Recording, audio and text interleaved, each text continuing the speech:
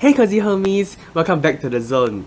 Today, on our 4th episode of the Cozy Close-Up, I'll be sharing with you about how we can stay productive at home. So before I continue, let me define what productivity is to me. So for me, I believe that being productive is about making full use of whatever time we have, be it at home, at work, or anywhere in life. And for me, I feel like especially in these difficult times, like how now in Singapore we're bringing back this kind of like circuit breaker phase back again, where a lot of people are kind of like forced to stay at home because of the worsening of the pandemic and stuff. So a lot of my friends have been texting me and telling me about how they can't really find the focus they need in life. There's just so much distractions at home. It's just like a big trap for everybody to just laze around in bed, doing nothing for the whole day, without even realizing that the day has passed. I believe there are a few ways for us to actually, keep track of time and make us stay in line with our goals which is, I guess for most people it is actually to be productive and to get more things done at home. So today I'll be sharing with you some tips I have that I kind of force myself to be productive using these few tips that I have. And yeah, let me just share them with you. I created this not really an acronym, but just this sentence that can let us remember what these 7 tips I have are. So it is, please go start preparing my espresso coffee. We all need coffee to stay awake and productive, I suppose.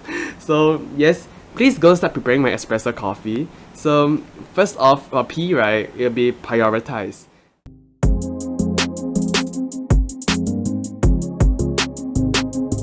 And I believe, to get everything started having your priorities I think is the most important first step to get the ball rolling.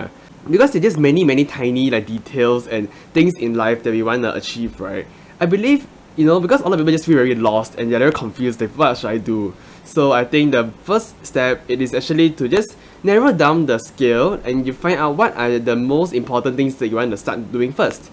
So perhaps for me right now that I'm in NS, maybe one of the biggest priorities I want to achieve is perhaps to go for driving lessons and hopefully get a driving license soon. And you have prioritized several different goals in your life, and then you start working on them first. So I guess because these are the priorities you want to do first, it kind of makes you more motivated. So I believe prioritizing is a very important factor for all of us to consider first. For me, how do I prioritize is perhaps I'll write down a few aspects and items on my bucket list down on my notebook, and then after that I'll just tick them off, or I'll just do numbering. So I'll be okay, first number 1 I want to achieve this, number 2 I want to achieve that. So and perhaps what some people will do is to write them on post-it notes and then paste them all over their walls, and just this kind of reminds them that I have this thing that I need to finish first, and once I've completed this task I will tear away the post-it note and replace it with other post-it notes with new activities that I need to do. And this actually kind of keeps us keeping track of what is done and what is not done, and it just feels very satisfied whenever you get to tear out a piece of post-it note and say you've actually completed a task. So hopefully all these tiny actions can kind of act as a way to drive us and motivate us to complete more tasks, So on our second item of this list is goal setting.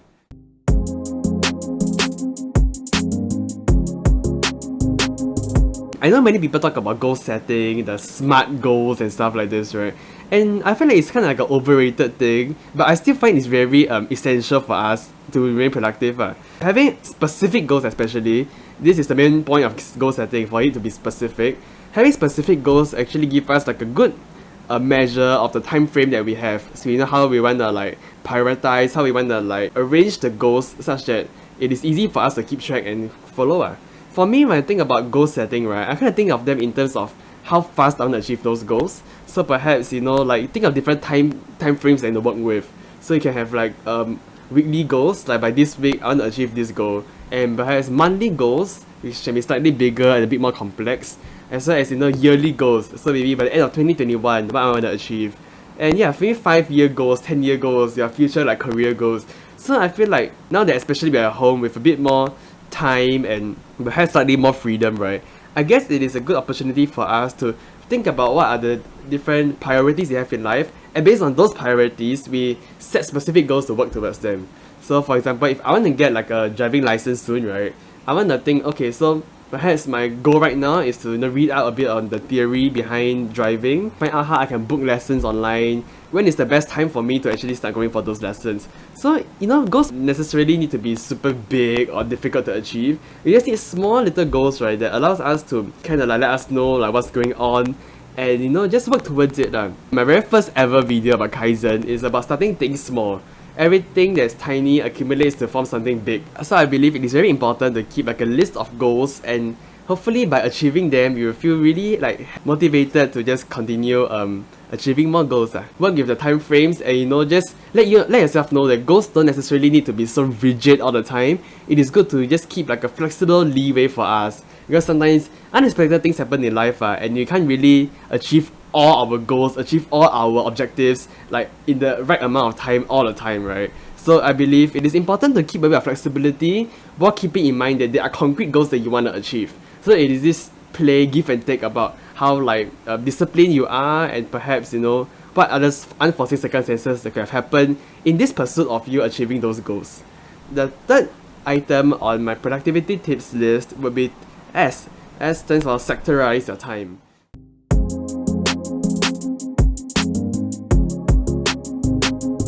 I think one reason why a lot of people feel like they always either have too much time or too little time, right, is because they don't really know how to sectorize their time.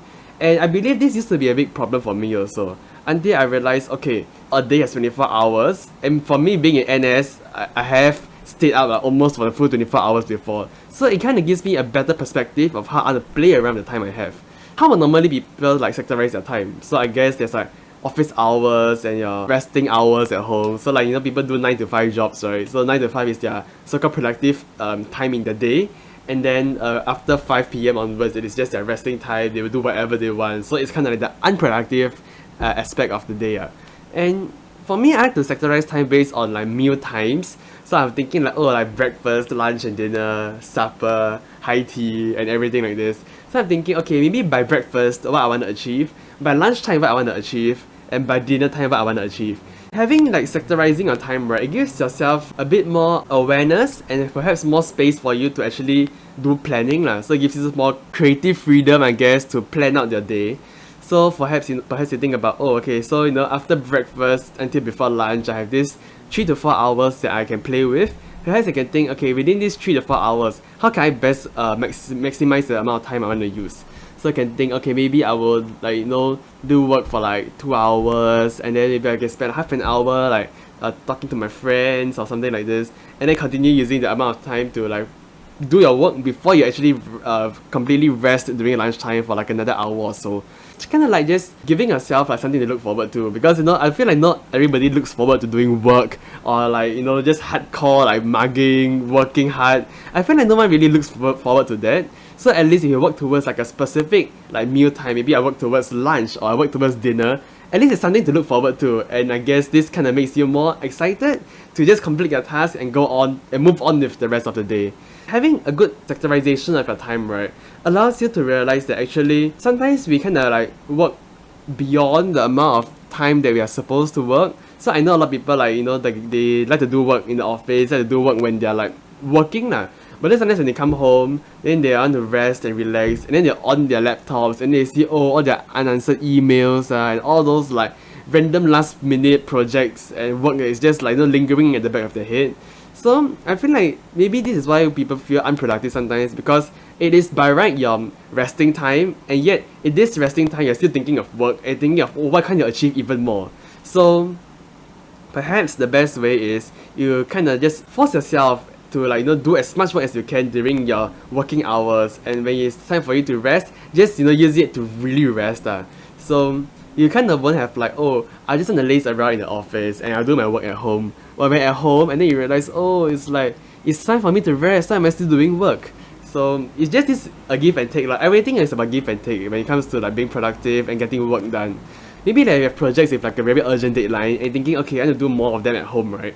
So you can do more of like this mini, like tinier like versions of sectorization. So perhaps like after dinner, I would probably sleep in another 3 to 4 hours time.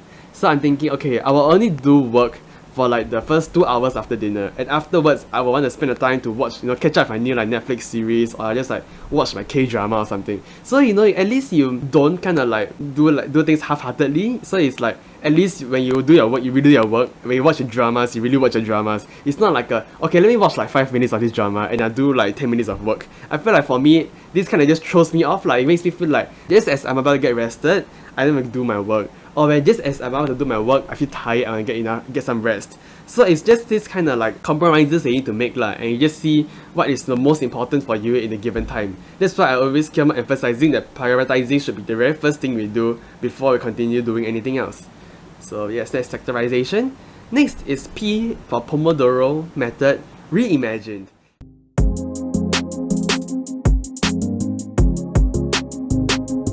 So I guess a lot of people have heard of this very iconic and famous Pomodoro method, which many people use to remain productive at home.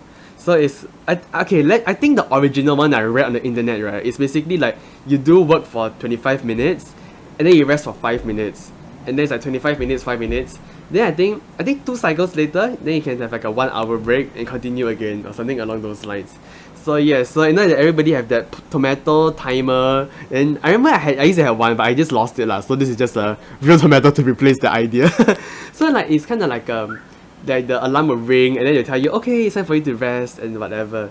So I used to try to do that when I was still studying back in school, but then I realized actually it didn't really work out for me because they said like do 25 minutes of work and 5 minutes of rest, right? But sometimes you feel like 25 minutes just isn't enough. Like you kind of like you're just in the heat of doing the work and then the alarm starts ringing and like I literally just lost my train of thought because they tell me to stop doing things.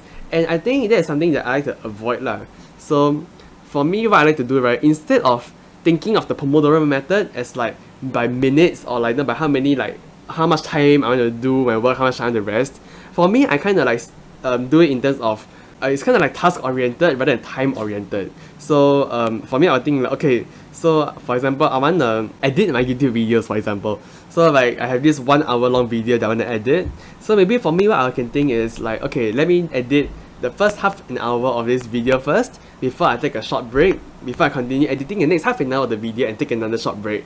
At least for me, it kind of gives me a better way to like gauge like my resting time and how much I want to work. Because at least you complete this task, like the first half an hour of this video, at least you can have like a closure before you actually can rest in peace literally. You can like feel easy and rest without worrying about anything before continuing on with your work. Rather than like I edit like 27 minutes and like 3 seconds into the video and suddenly bring the alarm starts ringing and like, oh no, wait, I kind of lost my train of thought of what I want to do. So I feel like to avoid that, this is like my modified version of the Pomodoro method, which is to make it like task oriented rather than time oriented. It's quite flexible I guess. It's like playing around with time and see what you're comfortable with. And I know for some people like I do this sometimes also, which is like we just take really short intense bursts of like energy, we just exert all of them and do like work in this very short amount of time before you really give yourself a long rest, a long break. So it's kind of like when you do running, right, like people they sprint and then they start like jogging slowly, sprint and start jogging slowly, called interval training or something along those lines. And this kind of like makes you like go even like harder and makes you like make you be more capable to do even more work in the future So this is a kind of way to train yourself. Obviously when you use all your energy to do one task, right, you will definitely feel very tired and exhausted after rushing everything and finishing everything. So that's when you feel like you deserve a long break, and I think you will like feel like you own it, you will work for it, and the break you got is well deserved. So I believe this is kind of a way to keep yourself more productive, to make yourself feel like you deserve the breaks you get, and not like, oh, I'm wasting my time because I'm taking breaks where I'm not supposed to be. So it's just a psychological effect that we need to keep in mind that it can happen sometimes. And yeah, the fifth item on our list is M, which stands for multitask comfortably.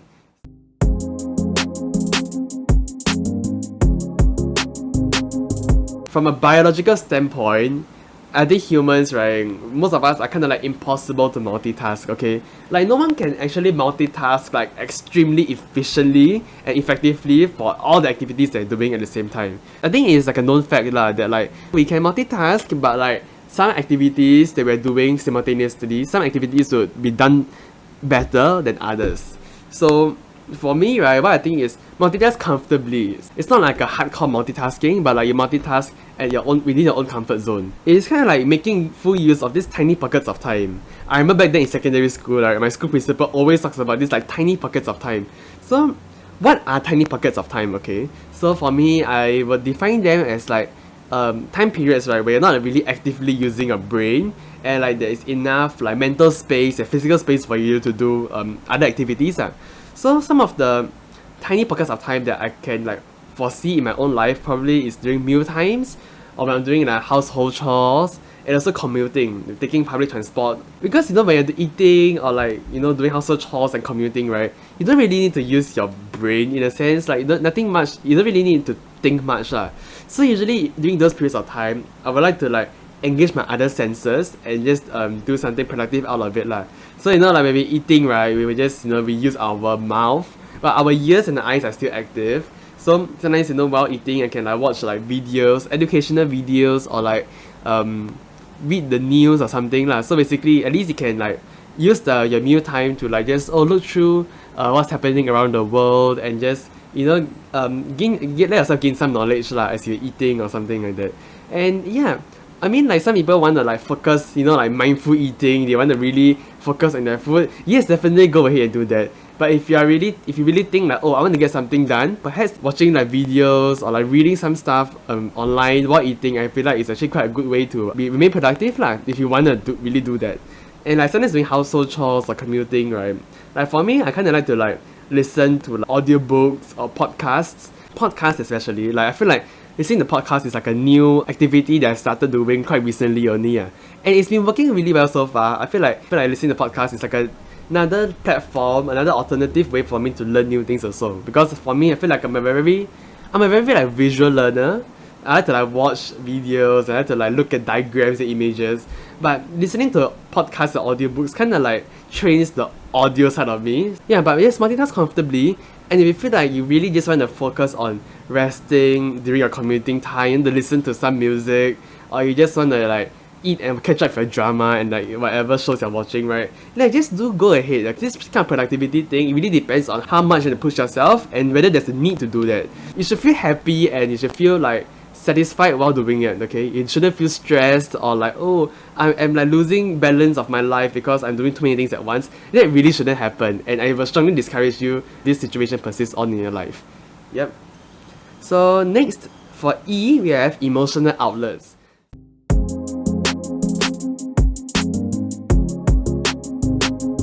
So the first 5 tips, right, I really focused on like how to maximize your time, how to just squeeze out all the remaining juices of time you have.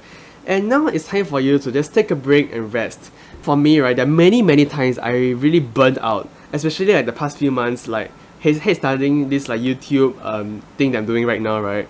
Like at this one point, I kind of like over exhausted myself.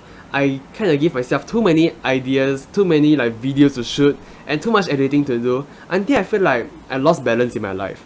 So like sometimes like, oh, I have this like last minute idea, I just start filming immediately, and then another idea I start filming immediately, and some videos are like half done, or I never ever like release it because it is just not up to the quality, and it's just not good enough for me lah.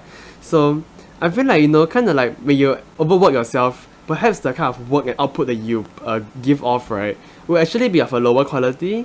You won't feel as proud lah for those works than your other works that you really feel well rested doing them. What I'd like to do is, I think for me, is to like reward ourselves sometimes. Sometimes after you complete like certain difficult tasks, you should say, okay, you know what, I uploaded this, for example, like I did this Taylor Swift reaction video on this channel before, right?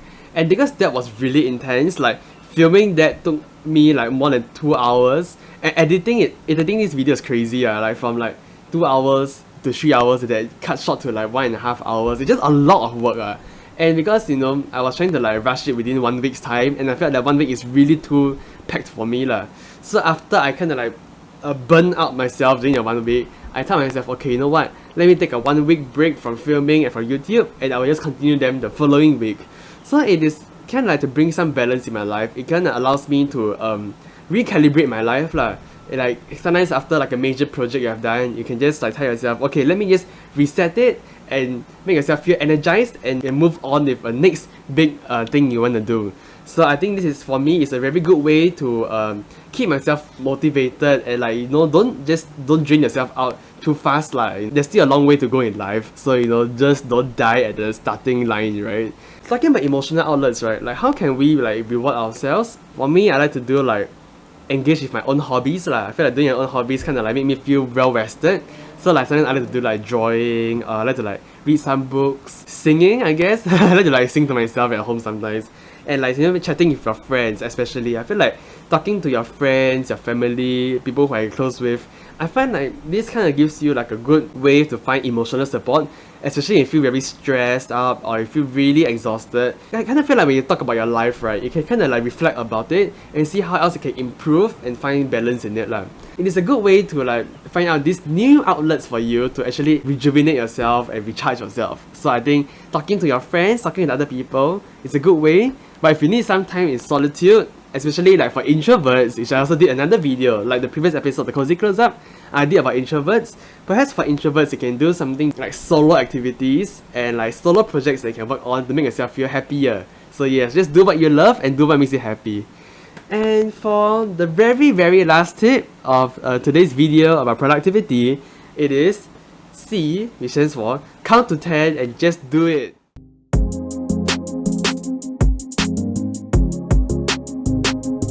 I saw this trick, like this hack, like quite some time ago on YouTube. So they say like, okay, sometimes when you feel like, oh, I've been like slacking too much, I've been resting too much, then you just look at your watch and tell yourself, okay, I give myself 10 seconds, and after 10 seconds I will run and just do whatever I need to do. So I believe, yeah, perhaps after watching this video, if you gain some insight and think, okay, you know, I should start doing some things, yeah, just pause this video, count to 10, get out of your seat and run and just grab whatever you need and go to your nearest, like, you know, table and just start doing your work or do whatever you need to do. So yeah, I believe this is like a very good way to motivate yourself, like okay, no more, none of the resting and slacking, none of those stuff. Let's just, you know, 10 seconds, rest already, 10 seconds, and go all out and do whatever you need to do. I feel like this is a very good way to motivate and drive myself to like complete and finish all the tasks that I need to do. So yeah, these are the 7 tips that I have, and I'm just so happy that I get to share them with you. Like I really took the time to plan out like how I want to like talk about it, and yeah, like I wrote some really beautiful notes which I'm going to post on my Instagram.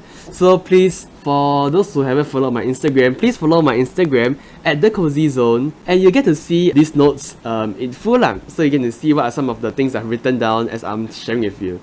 And yeah, if you use my tips after watching this video, and if you have any insight that you like to share, please do let me know, because I want to see how other people might react to this lah. Because these are the own tips that I kind of like use in my own daily lives, and I like to see how all of you are like using it, adapting it to your own lives lah. I will be very excited to see what are some of the comments you can give. And yes, don't forget to like, share, and subscribe. And yeah, more videos coming out soon. So yeah, it's gonna be very exciting. See you guys soon. Bye.